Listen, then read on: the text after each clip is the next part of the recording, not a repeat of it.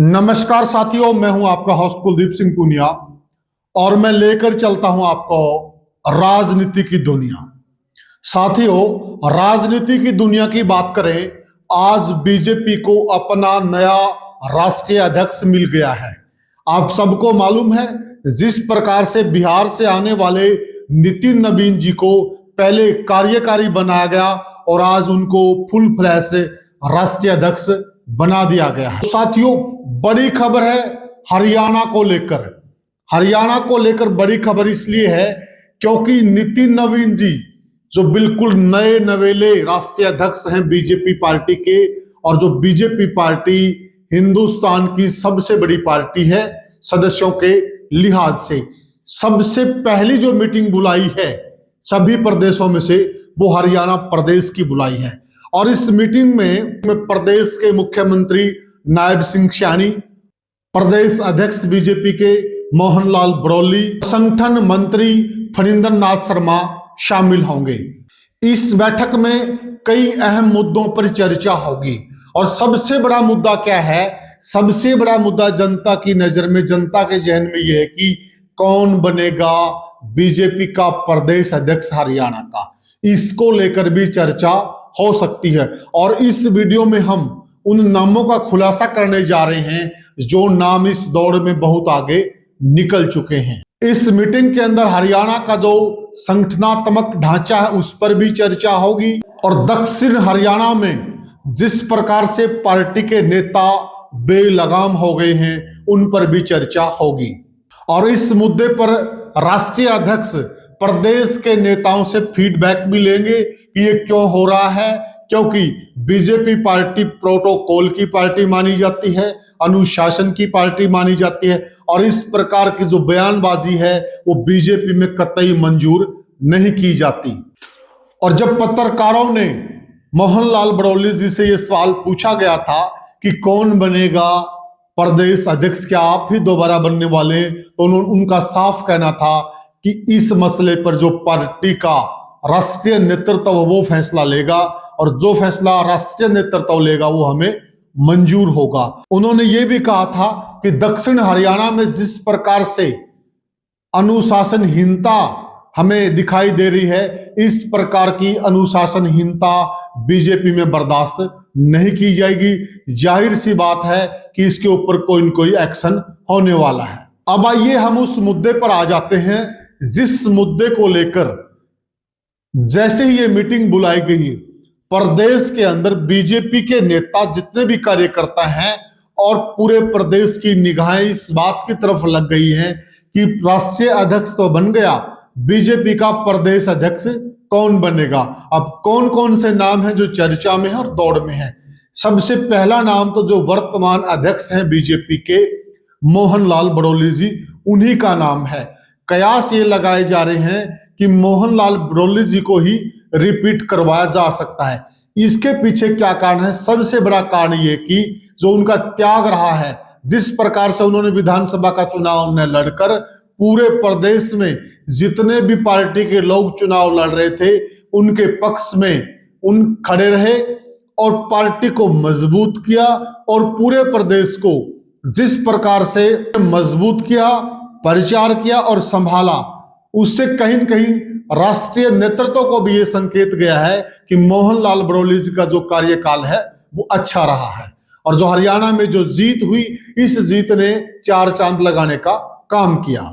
दूसरा बड़ा कारण ये भी माना जाता है जो मौजूदा मुख्यमंत्री हैं, जिस वक्त ये प्रदेश अध्यक्ष थे, ये उनके कार्यकाल में महामंत्री थे, प्रदेश महामंत्री। तो दोनों का जो आपसी गठजोड़ है, दोनों की जो आपसी समझ है वो बहुत बढ़िया है और जिस वजह से पार्टी को फायदा होता है। अदरवाइज प्रदेश अध्यक्ष अपनी खींचता कई मौकों पर हमने देखा है और मुख्यमंत्री अपनी खींचता है, इस वजह से पार्टी को नुकसान होना लाजमी होता है और बीजेपी ये नहीं चाहती इस प्रकार का कोई वातावरण पैदा हो। शांत स्वभाव के माने जाते हैं और आज भी मुख्यमंत्री की पहली पसंद वही है। दूसरे नाम की अगर हम चर्चा करें, दूसरा नाम है कैबिनेट मंत्री कृष्ण बेदी का। साथियों, आज जितने भी प्रदेश में हरियाणा के कैबिनेट मंत्री हैं उनमें सबसे ज्यादा चर्चा में रहते हैं वक्ता बहुत अच्छे हैं। इनका कार्यकाल है जिस प्रकार से ये काम कर रहे हैं, एक पॉपुलर मिनिस्टर की श्रेणी में ये आते हैं।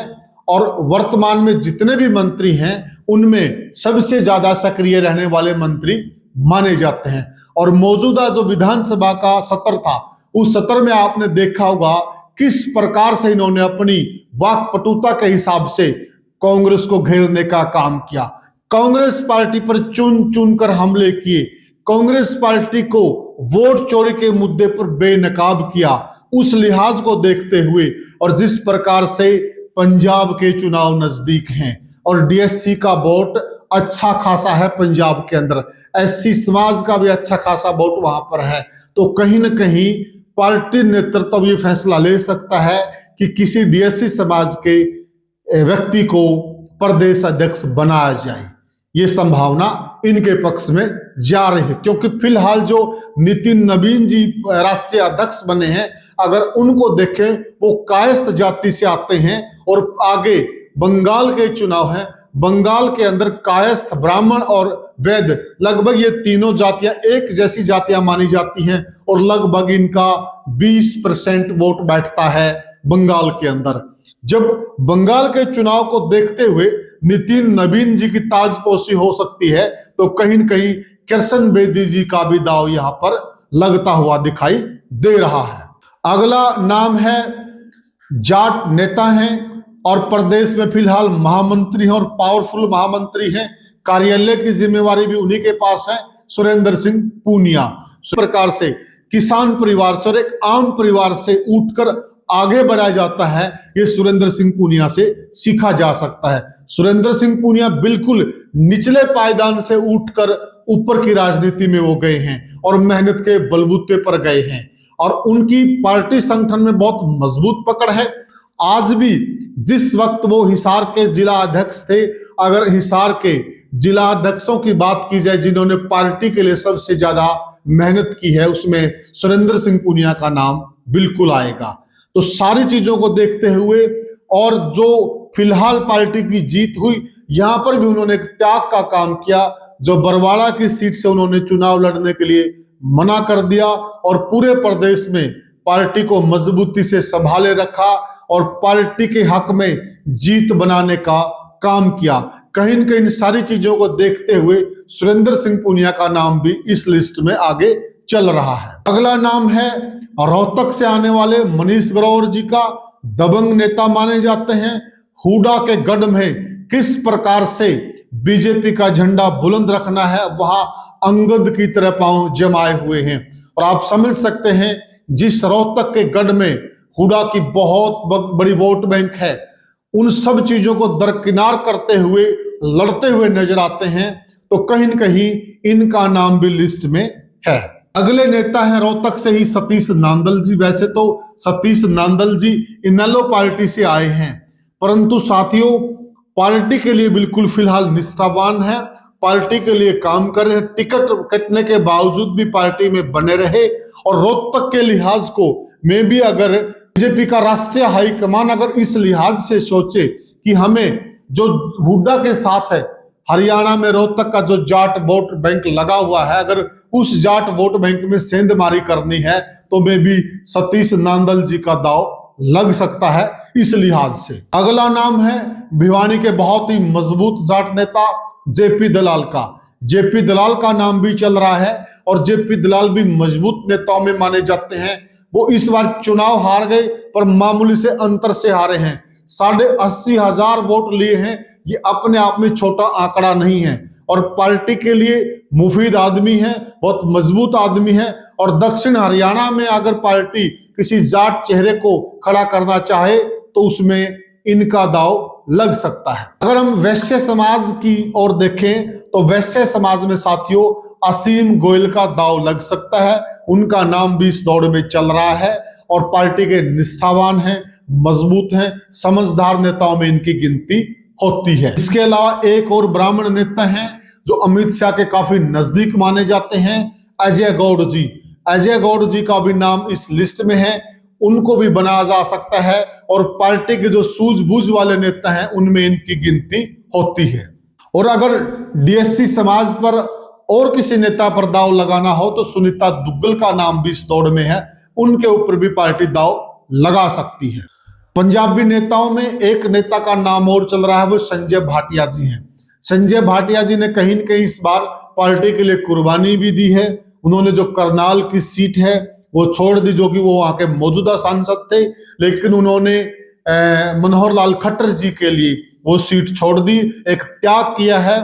और मनोहर लाल के करीबियों में है वो, उनका भी कहीं न कहीं दाव लग सकता है। बीजेपी किसी ऐसे नेता को भी प्रदेश अध्यक्ष बना सकती जिसका कहीं दूर दूर तक कोई नाम सुनाई नहीं दे रहा, क्योंकि बीजेपी इस तरह के फैसलों के लिए जानी जाती है। नितिन नवीन जी जो आज राष्ट्रीय अध्यक्ष बने हैं बीजेपी के, इस मामले में सबसे बड़ा एग्जाम्पल है। तो साथियों, ये कुछ नाम हैं जो चर्चाओं में हैं और बाजार में इनका नाम बहुत दौड़ रहा है। तो हमने उन नामों पर चर्चा की। आपकी क्या राय है? आप क्या मानते हैं कि मौजूदा समय में जो बीजेपी का प्रदेश अध्यक्ष बनना है वो कौन बन सकता है? आप कमेंट सेक्शन में हमें जरूर बताएं। फिर मिलेंगे किसी और वीडियो में किसी और मुद्दे पर, तब तक के लिए राम राम।